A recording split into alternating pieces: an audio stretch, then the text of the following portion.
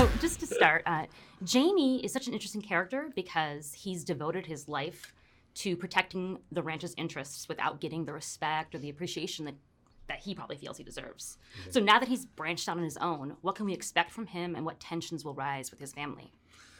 Well, I think for Jamie, he's still found there's a lot of conflict in him with his family and trying to find his place, and his loyalties continue to be tested in season 2, and Jamie continues to look for himself. It seems to be a lifelong search, but it never can't be a search without something dramatic happening. So.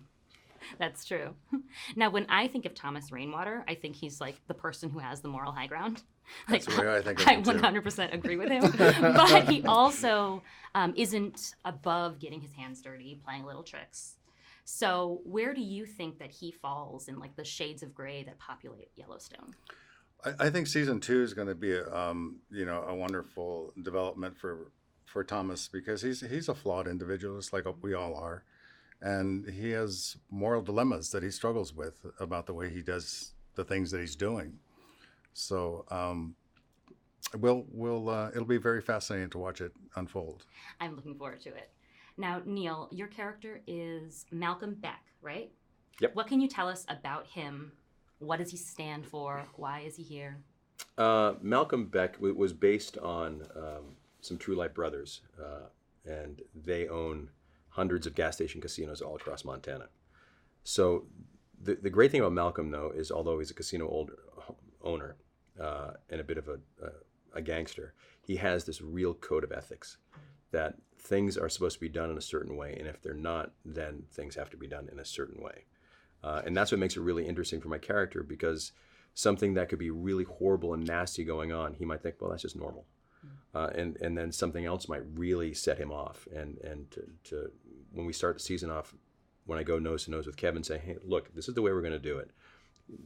Come on board with us, and everything's going to be just fine. And then he decides not to, and then Rainwater decides to go a different way, and everything else starts to implode in front of me, and it gets very emotional really fast. And to work with these guys, I mean, come on, to work with the words of Taylor Sheridan, and to work with the caliber of actors I got to work with this year was such a treat for me, and a joy and a blessing.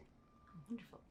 Now, your relationship with Christina has really brought out a more confident side of Jamie. So do you think that relationship is really good for him, and where will we see it progress this season?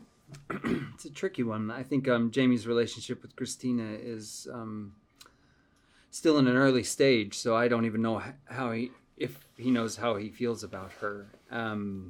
But I do know that he believes in her drive and thinks that he sees her as a way to find a distinguished voice that he has that's separate from the family that might impress them. So there's a lot of hope in Christina that I think Jamie puts into her, and then I think he's then needs to discover how he really feels about her. Okay. Last question. Are you two going to team up more or butt heads more? Yeah, right now. Yeah. Do it, man. Oh, I'm praying for this for months. There will be some interesting alliances. Yeah, we can't give that away. That scene in your office, though, was one of the tastiest scenes of the season. I it was loved it. It was the first time we really met. It was actually the first time we met. And there was no niceties when we started the day. It was, hey, Gil, how you doing? Hey, Neil, how are you? Mm-hmm. And then it was just cold. And we went nose to nose, and it was that was fun. That was just good, clean fun. Yeah.